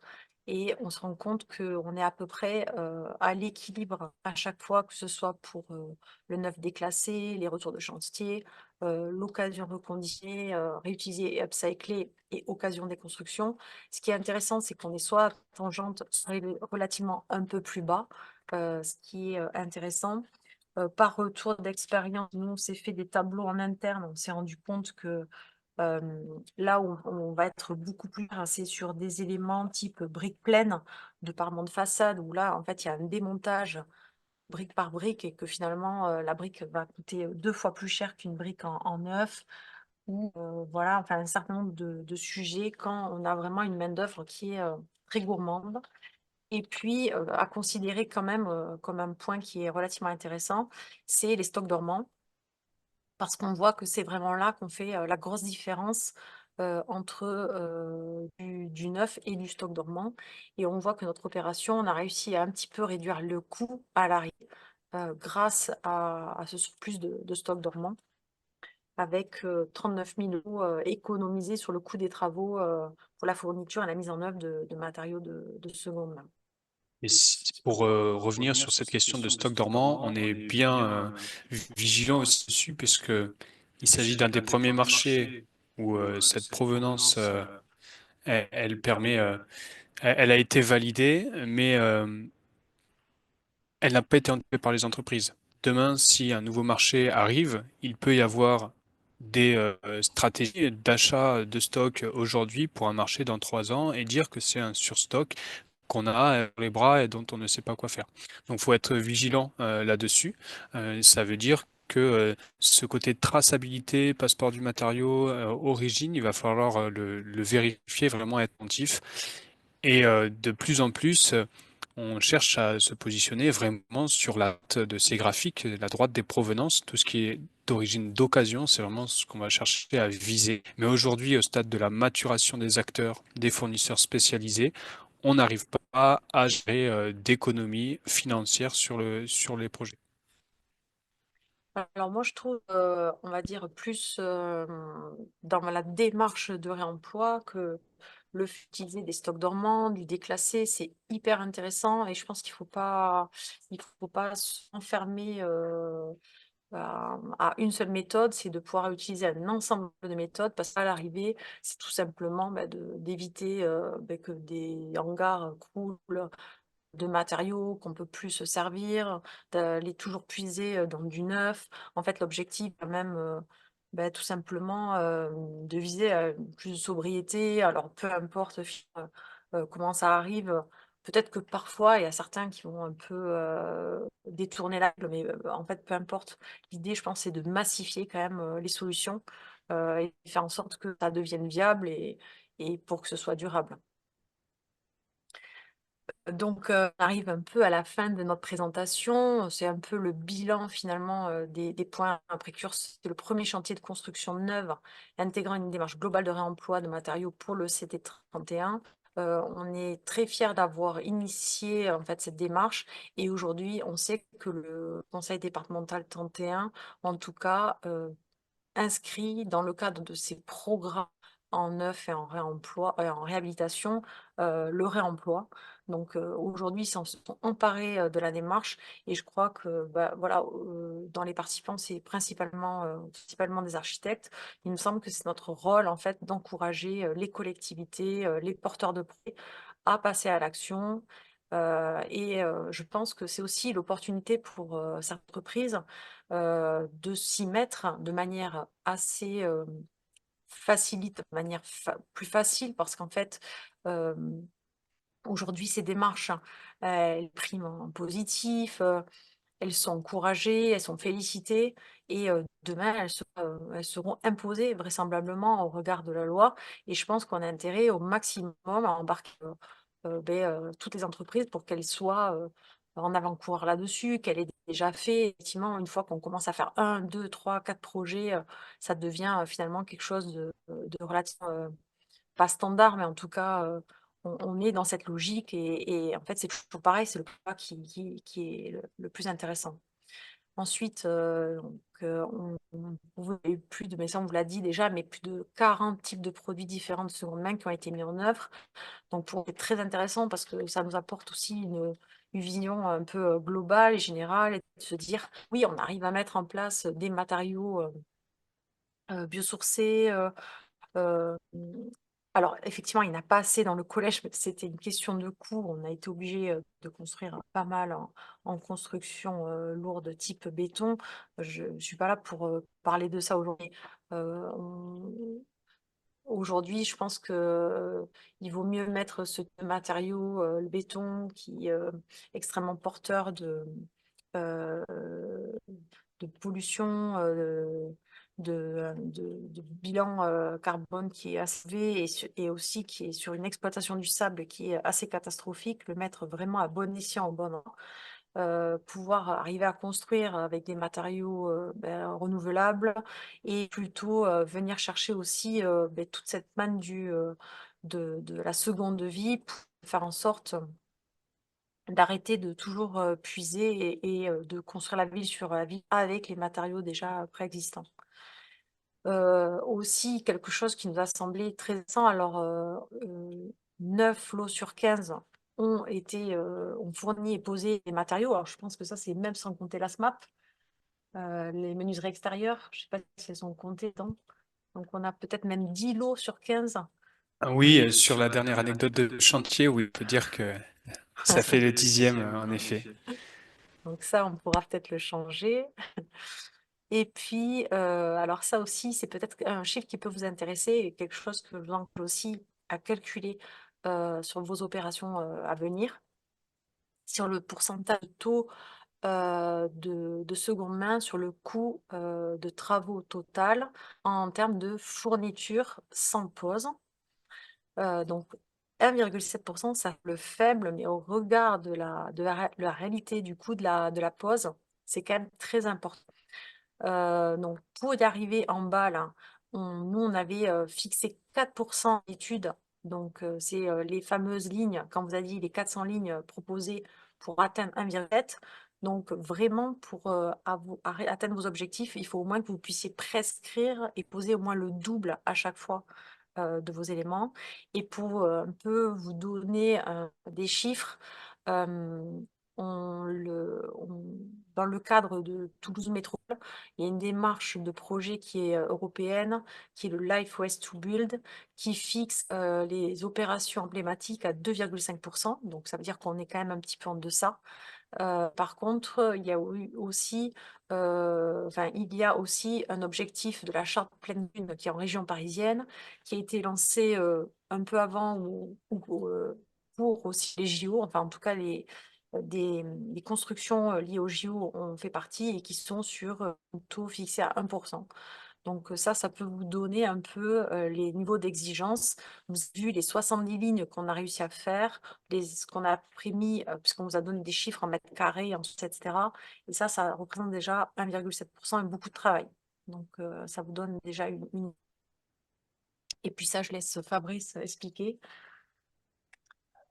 Un petit bilan environnemental. Alors, deux chiffres clés sur la gauche, sur la droite. Le calcul vraiment réglementaire RE 2020 qui a été dû aussi dans le cadre de toute réalisation de construction neuve. Donc, c'est 37 tonnes équivalent CO2. Donc, c'est soit 6 kilos équivalent CO2 mètre carré. Donc, c'est un chiffre qui, mine de rien, participe à l'économie globale du prêt, mais est relativement peu significatif. Il faut savoir que le ratio à peu près sur un plan comme ça, c'est compris entre 800 et 1000 kilos équivalent CO2 par mètre carré. Par contre, il y a des défauts de calcul aussi, puisque il n'y a pas les lots techniques qui sont comptabilisés, puisque ce sont des lots forfaitaires auxquels il est difficile de soustraire des éléments particuliers qui sont pris en compte. Et puis de la même manière sur la démarche de mobilier, d'aménagement du bâtiment, c'est dehors du périmètre d'étude. Pareil pour les mobiliers extérieurs. À droite, c'est une méthodologie qui n'est pas aujourd'hui réglementée. On a fait un calcul en interne, c'est-à-dire qu'on a pris vraiment l'angle des lignes totales des éléments, indépendamment du périmètre de la RE20, mais vraiment qui concerne, donc c'est le tableau que vous avez pu voir, et on atteint quasiment 100 tonnes équivalent CO2, donc à peu près 1,5, 2% de réduction carbone à l'échelle du projet. Il y a des études qui sont faites sur du réemploi, entre guillemets, simple, systématique et appliqué à l'ensemble des quantités nécessaires pour un projet. On se base à peu près en économie jusqu'à 5%. Donc, c'est quand même intéressant. Il faut réduire de 5% par an toutes nos émissions sur les prochaines années qui viennent. Donc, ça fait partie d'un ensemble de réponses.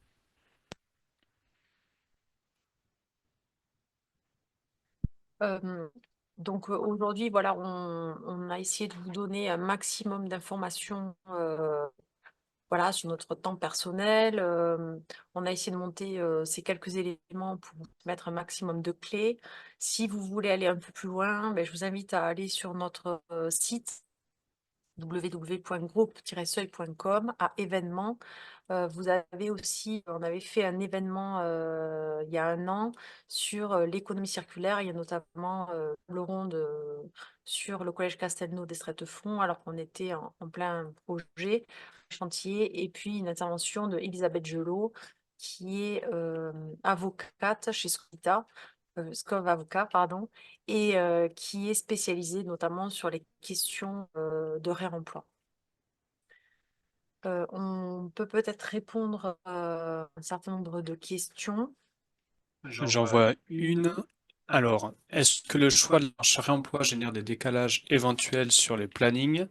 Alors nous, on n'a pas eu de décalage qui ont été créés à cause du réemploi, tout simplement parce qu'on a été vigilant sur les dates de fourniture.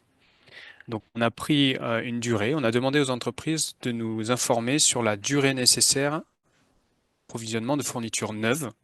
Et par rapport à la date de pause du planning, on a fait un rétro-planning et on dit si 8 semaines avant, si c'est la durée de fourniture neuve, la fourniture de réemploi n'est pas identifiée et commandée, alors on déclenche, on annule le réemploi, on l'abandonne et on déclenche du neuf. Donc c'est un travail de vigilance voilà, sur des lignes qui sont parfois invisibles au planning, mais ce sont les lignes d'approvisionnement, ce qui se passe juste avant que ça arrive en pied de chantier. Chani, avez-vous une surcomplémentaire de la MAF comme pour l'utilisation des conteneurs? Alors, indépendamment de l'utilisation des conteneurs, Leslie répondra. Sur ce projet-là, on n'a pas eu de surcomplémentaire. Par contre, notre assureur a été mis au courant comme quoi il s'agissait d'un projet expérimental qui sort entre guillemets des sentiers battus. Il n'y a pas eu de défaut là-dessus. On a mis en place des stratégies pour maîtriser le risque qui est pris et le suivre. Ouais, concernant la MAF a bien conscience et accompagne, vraiment nous accompagne dans ces questions de réemploi et c'est dans le lot de nos marchés. Nous sommes assurés. Alors, c'est vrai que c'est toujours bien de faire remonter à la MAF les projets qui sont investis, mais on est de fait assurés. Là, je vois une question de Hélène Pierson sur le stock coûte et j'ai un gros doute sur le fait qu'une entreprise stock en attendant une éventuelle commande d'opportunité. Oui, moi aussi.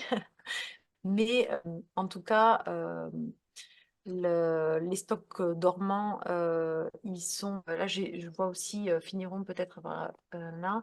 Et il y avait voilà la question de Laurent dessous que les entreprises intervenantes avec les fournisseurs ou ont-ils des stocks dormants que nous utilisons? Donc oui, ça je voulais juste vous présenter vite fait une autre opération qu'on a réalisée qui est un éco-campus plutôt en milieu rural ou vis-à-vis, donc on est tout en bâtiment en structure bois et on avait vis-à-vis du une énorme contrainte, on pouvait faire soit de la terre cuite, soit de l'enduit.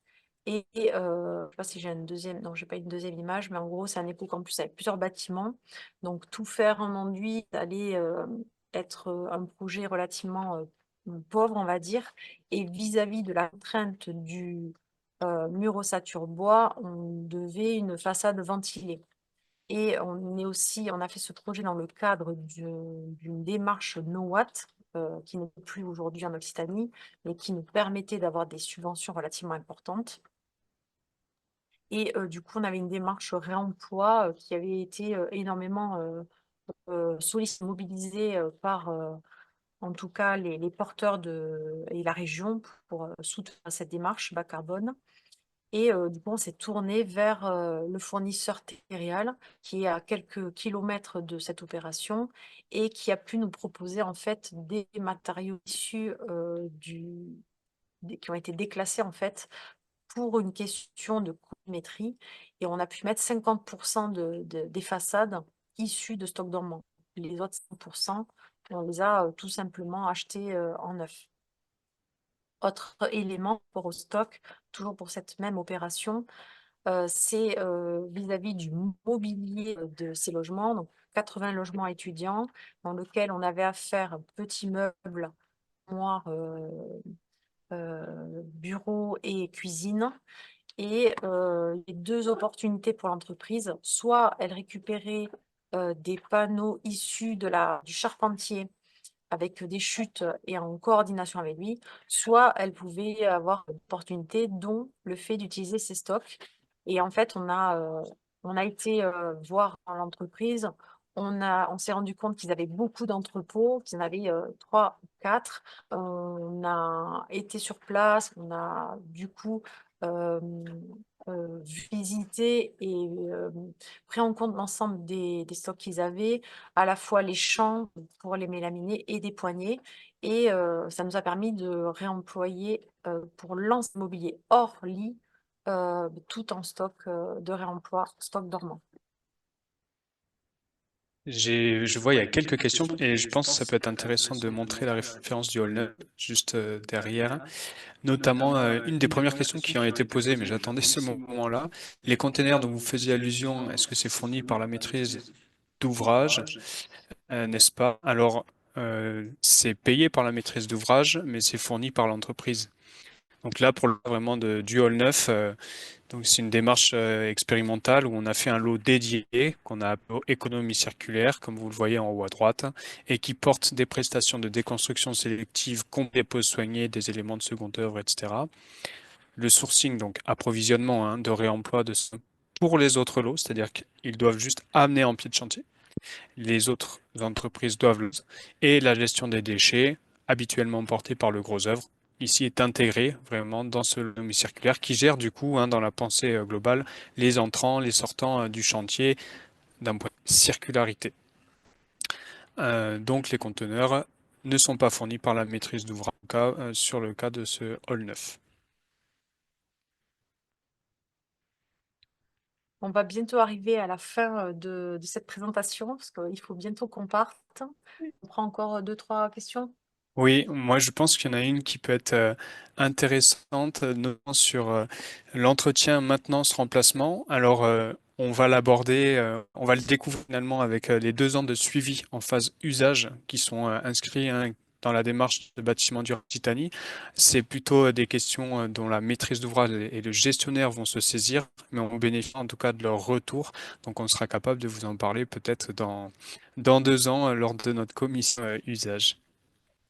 Et enfin, je pense pour peut-être ouvrir un peu le débat et expliquer en quoi cette démarche de réemploi sur ce projet-là est porteuse de champs et de pratiques. Une question de Laurent. Avez-vous un retour du maîtrise d'ouvrage du conseil départemental qu'une incorporation de cet exemple dans leur nouveau marché? Il faut savoir qu'ils sont vraiment en restructuration interne pour changer leurs prescriptions, intégrer le maximum d'éléments qui facilitent la décarbonation et le réemploi en fait partie. Et probablement qu'ils vont du coup organiser des formations en interne de tous leurs services patrimoine, gestion de projet, pour intégrer systématiquement ce type d'objectif-là. Et moi, je vais vous dire merci, puisque je vais devoir vous quitter. Je dois partir. En tout cas, je laisse Leslie conclure et une bonne soirée à tous. Moi, ce que j'aurais souhaité peut-être dans le chat, c'est nous dire voilà, si on a répondu à vos questions, si ce que vous attendiez, que c'est OK pour vous. Je vois des merci, merci beaucoup. Leslie et Fabrice, vous avez répondu impeccablement. Je tiens à vous le signaler. En plus, je sais que vous avez votre repas de Noël au sein de l'agence. Vous avez donné à voir tout votre travail. C'était fabuleux. Donc, je regarde dans le chat. Voilà. Tout le monde vous remercie. On va se quitter là. Et je vous souhaite à toutes et à tous de merveilleuses fêtes de fin d'année, bien méritées particulièrement. Et Leslie Gonçalves, forcément, un grand, grand merci. Tout comme à Fabrice, bien sûr. Avec plaisir. Merci à très belle fête de fin d'année. À À bientôt. très Oui. vite. Très belle. Oui, à très vite. À très vite.